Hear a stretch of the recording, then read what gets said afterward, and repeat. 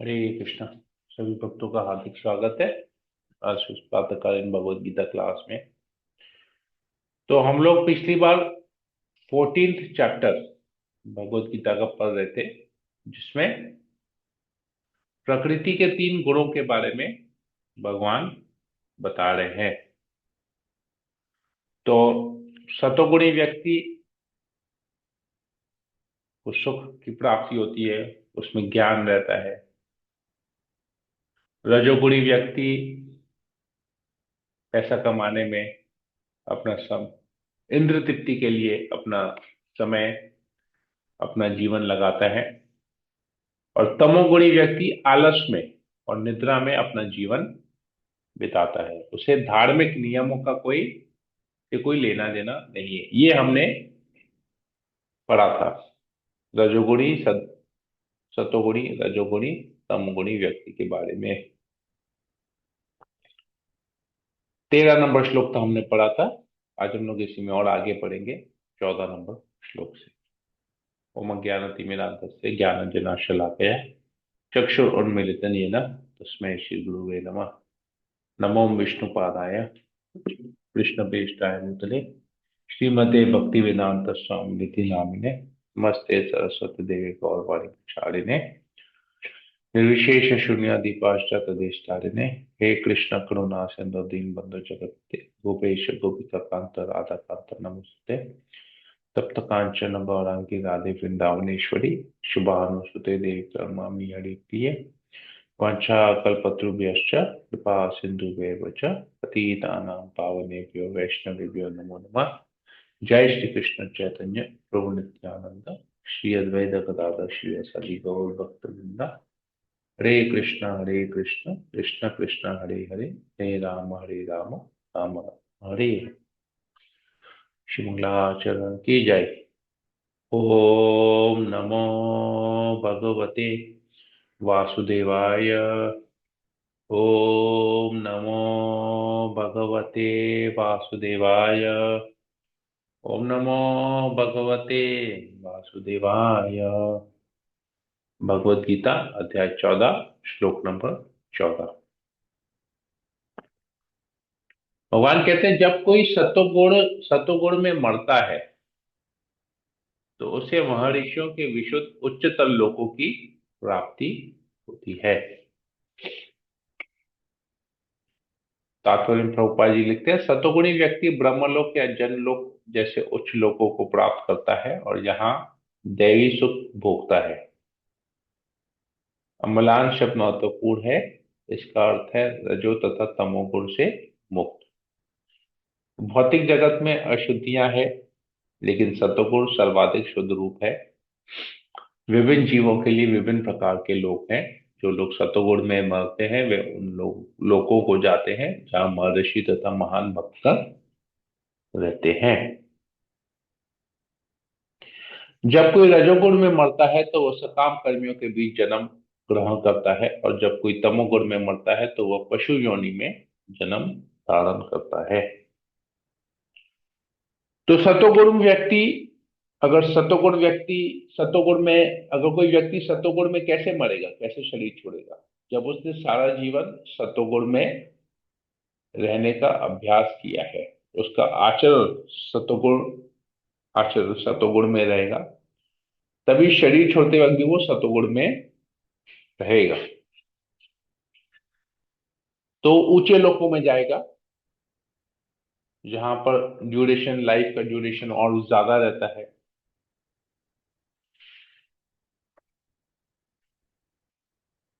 रजोगुण में मरेगा तो इस भौतिक जगत, इस पृथ्वी में दोबारा जन्म लेगा, मनुष्य के बीच में दोबारा जन्म लेगा।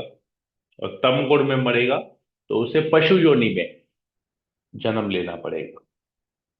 मतलब उसे तब मनुष्य जीवन नहीं मिलेगा, मनुष्य शरीर नहीं मिलेगा, उसे पशु का शरीर मिलेगा। तो ये क्लियर है यहां तक? सतोगुण में शरीर छोड़ेंगे तो ऊपर के लोकों में जाएंगे। रजोगुण में शरीर छोड़ेंगे तो इसी पृथ्वी में मनुष्य जन्म वापस से मिलेगा। और तमोगुण में शरीर छोड़ेंगे तो पशु योनि में हमारा जन्म होगा। कहने का अर्थ यह है कि चाहे सतोगुणी, चाहे रजोगुणी, चाहे तमोगुणी, तीनों हमको इस भौतिक जगत में बांध के रखेंगे। कहने का मतलब यहाँ पर यह है। हरे कृष्ण पुण्य प्रभु। कर। यस, ईशानी इंदिरा माता जी। प्रभु जी, आप बोल रहे हैं कि जो तमोगुनी में मरता है वो पशु योनि में जाता है, लेकिन बाकी सब क्या 84 लाख योनियों से नहीं गुजरते हैं? तो पशु योनि तो 84 लाख योनियों में ही आता है। नहीं, ये बाकी लोग जैसे रजोगुण वाले, रजोगुण तो सत्व वाले, मनुष्य, रजोगुण का तो मनुष्य शरीर वापस से मिलता है। माने 84 लाख योनियों को नहीं पार करना पड़ता है? 84 लाख योनियों में 4 लाख योनियां मनुष्य की है। तो वो तो स्ट्रेट मनुष्य की योनि में ही आ हाँ, जाते मनुष्य हैं? मनुष्य से मनुष्य की योनि में ही जाता है। क्योंकि उस क्यों ऐसा होता है, इसका भी रीजन मैं आपको बताता हूँ। रजोगुणी व्यक्ति ना धर्म का कार्य कभी कभी करता है। जी। राइट। रजोगुणी व्यक्ति कौन होता है, उसका क्वालिटी क्या है, वो पैसे के लिए कार्य करता है। एंड ऑलवेज इन भगवान द का भी वर्ल्ड। नाम लेता है? हाँ, तो भगवान का भी नाम लेता है। तो जिसने भगवान का नाम लिया उसका तो पतन होगा नहीं ना। He will not downgrade himself into a lower species. Okay. He will get a better birth. A better birth is what? जहां पर वो अपने भक्ति को, जहां पर वो अपने भक्ति को बढ़ा सके। भक्ति को कंटिन्यू कर सके। जी। ठीक है। जी। तो he thank doesn't you. Have to go to the evolution process again. Okay जो ओके। तमोगुण में छोड़ता है, वो जो पशु योनि में जाएगा, वो फिर एवोल्यूशन प्रोसेस में आ जाएगा। क्योंकि पशु में उसको, अगर जैसे उसको अगर रेप्टाइल्स रेप्टाइल की योनि में जन्म लेना है, तो रेप्टाइल की योनि में सांप का योनि आएगा, जिसमें पैर हम्म। नहीं होते हैं, शरीर से रेंगते हैं। जी। फिर लिजर्ड का योनि आता है, क्रोकोडाइल का योनि आता है। ये सब 2 पैर 4 पैर वाले होते हैं। उसके हम्म। बाद फिर उसका रेप्टिलियन से फिर उसका ऊपर के स्पीशीज में फिर आता है। हम्म। रेप्टिलियंस के बाद फिर 2 लेगेड एनिमल, 4 लेगेड एनिमल। जी। फोर लेग एनिमल्स में भी फिर क्लासिफिकेशन है। जैसे हम्म। शेर भी 4 पैर में आता है, कुत्ता भी 4 पैर में आता है, तो हम्म। हाथी भी 4 पैर में आता है, गाय भी 4 पैर में है, बकरी भी 4 पैर में है। तो फिर उस पहले पहले होता है कि आपका पशु योनि में रेंगने वाले में, फिर जी। आता है रेंगने वाले में भी बेटर, 2 पैर से रेंगना, 4 पैर से रेंगना। फिर हम्म। उसके बाद और बेटर, तो फिर वो एवोल्यूशन प्रोसेस से फंस जाएगा। फिर तो तभी तो बोलते हैं दुर्लभ मानव जन्म। ये मनुष्य जी। जन्म कितना दुर्लभ है, क्योंकि आपको फिर आप एवोल्यूशन प्रोसेस से फंस गए। पता नहीं कितना जन्म, कितना योनि लेना पड़ेगा पशु में, अलग अलग पशु का जन्म लेना पड़ेगा। उसके बाद जाके आपको फिर उच्चतर पशु मिलेगा, फिर वहां से मनुष्य शरीर मिलेगा। तो उसमें ठीक है चूहा, ठीक। चूहा का योनि भी आता है, बहुत कुछ आता है, बहुत सारी योनि आ जाती है ना। जी प्रभु जी। एनिमल्स में क्लासिफिकेशन बहुत है। मनुष्य में तो ज्यादा हम्म। क्लासिफिकेशन नहीं है। मनुष्य तो 4 पैर वाले नहीं होते, मनुष्य तो 2 पैर वाले ही होते हैं। हम्म। तो वैसे आ जाएगा। ठीक है। तो हाँ तमोगुण जी, में अगर ठीक। पशु योनि में गए तो फिर एवोल्यूशन प्रोसेस से फंस जाएंगे। राइट प्रभु। इसलिए कहते हैं दुर्लभ मनुष्य जन्म मिला है, तो इसको हमको ब- सत्संग करने में लगाना चाहिए। जी प्रभु जी। ठीक है। ओके। क्लियर है, सबके लिए जी क्लियर है। प्रभु। ईशानी ईशानी नथ जी ने क्या प्रश्न पूछा, सबको समझ में आया, और उसका उत्तर भी सबको समझ में आया। जी ओके। प्रभु जी। जी प्रभु। ठीक है, अगला श्लोक करते हैं। सत्वगुण से वास्तविक ज्ञान उत्पन्न होता है, रजोगुण से लोभ उत्पन्न होता है, और तमोगुण से अज्ञान, प्रमाद और मोह उत्पन्न होता है। देखिए, रिपीट रिपीट हो रहा है।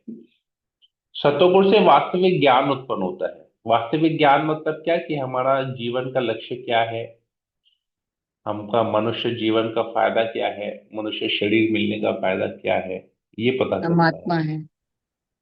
रजोगुण में लोभ उत्पन्न होता है, मतलब पैसा कमाने की इच्छा, ये पाने की इच्छा, वो पाने की इच्छा, भोग करने की इच्छा, ये रजोगुण से आता है।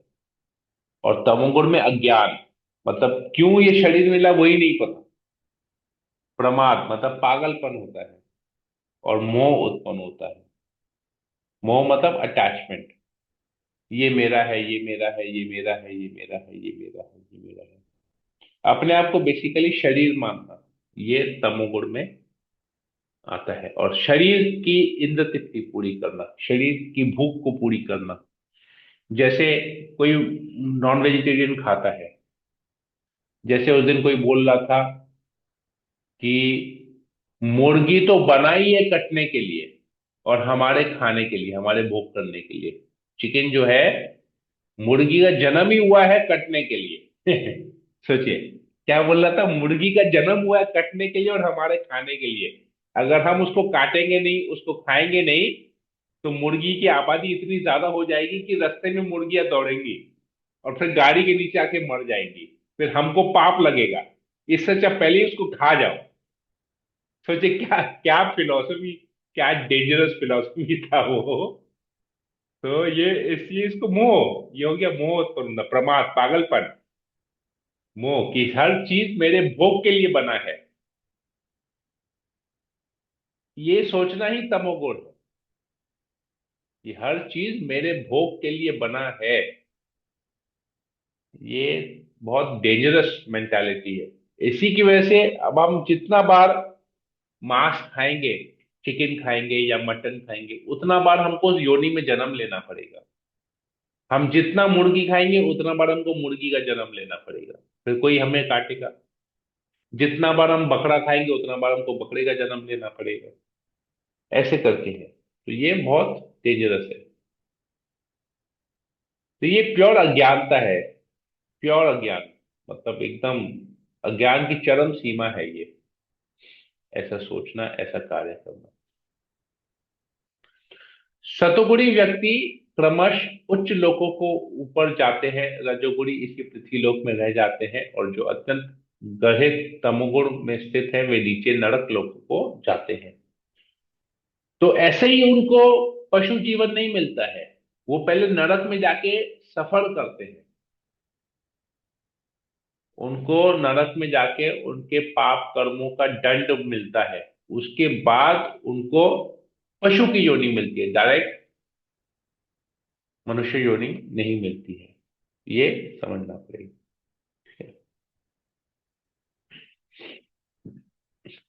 जब कोई यह अच्छी तरह जान लेता है कि समस्त कार्यों में प्रकृति के तीन गुणों के अतिरिक्त अन्य कोई करता नहीं है, और जब वह परमेश्वर को जान लेता है जो इन तीन गुणों से परे है, तो वह मेरे दिव्य स्वभाव को प्राप्त होता है।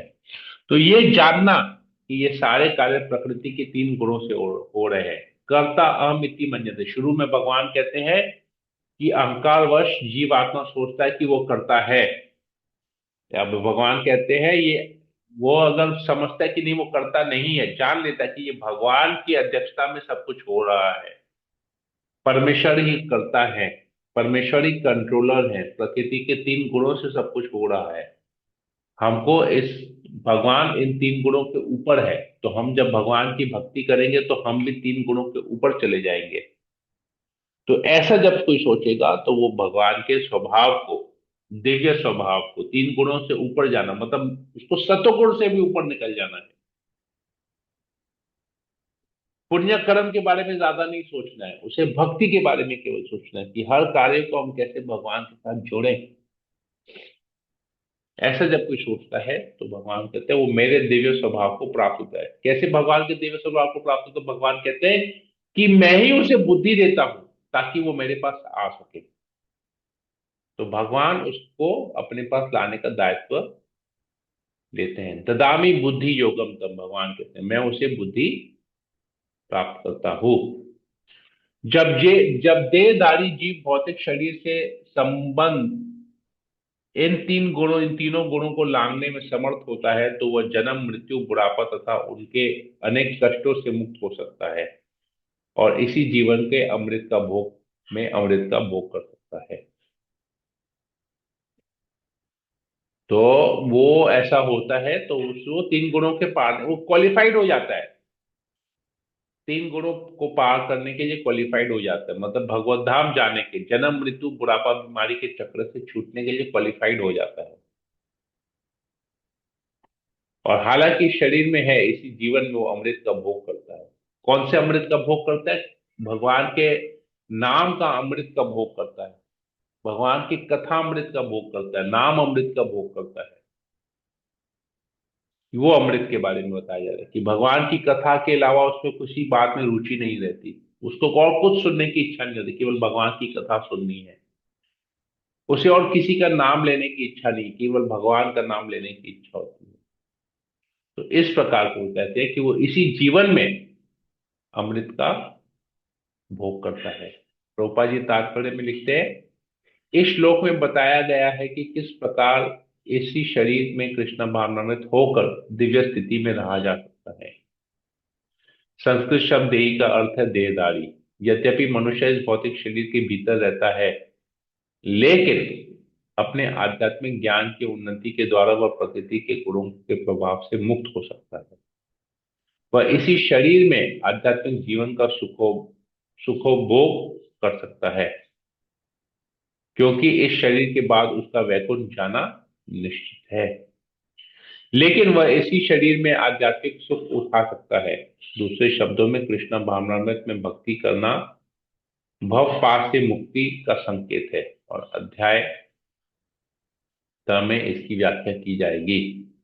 जब मनुष्य प्रकृति के गुणों के प्रभाव से मुक्त हो जाता है, वह भक्ति में प्रविष्ट होता है। तो इसी शरीर में उसे भगवत धाम का आनंद प्राप्त होता है। जब भगवत धाम में क्या है, वैकुंठ में क्या है? वैकुंठ में 24 आवर्स भगवान का नाम कीर्तन होता है, 24 आवर्स भगवान की सेवा होती है, 24 आवर्स भगवान की कथा होती है। जब कोई व्यक्ति अपने आप को इसी तरह अपना जीव का पालन करता है, हमेशा भगवान का स्मरण करता है, भगवान का नाम जप करता है, भगवान की सेवा करता है, भगवान के नाम का प्रचार करता है, भगवान की कथा सुनता है, भगवान की कथा को बोलता है,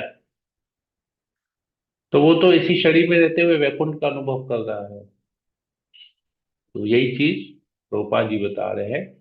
तो हमें अपना जीवन ऐसा बनाना चाहिए। भगवान भी वही कहते हैं, इसी जीवन में अमृत का भोग कर सकता है, इसी जीवन में। तो उसे प्रकृति के तीन गुण, उसके जो पाश है, उससे सताएंगे नहीं। कहने का अर्थ ये है। तो 24/7 कृष्णा कॉन्शियस बनने का क्या एडवांटेज है, ये हमें यहाँ पर पता चलता है। हरे कृष्णा। यहीं पर ही रखते हैं। किसी को कुछ पूछना हो, कुछ बोलना हो, पूछ सकते हैं, पूछ सकते हैं।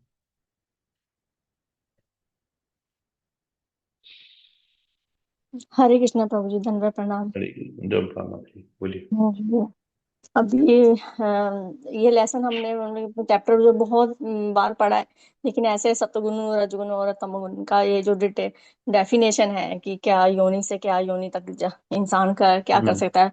और माता जी ने भी जो सवाल पूछा है, वो भी हमारे दिमाग में कभी आया नहीं कि ऐसा होता भी है। हम तो यही हम्म। सोच रहे थे कि शायद मनुष्य योनि के बाद फिर से कहीं 84 योनि में भी लोग जाते होंगे शायद। तो यही हम्म। हमारे माइंड में भी था कभी।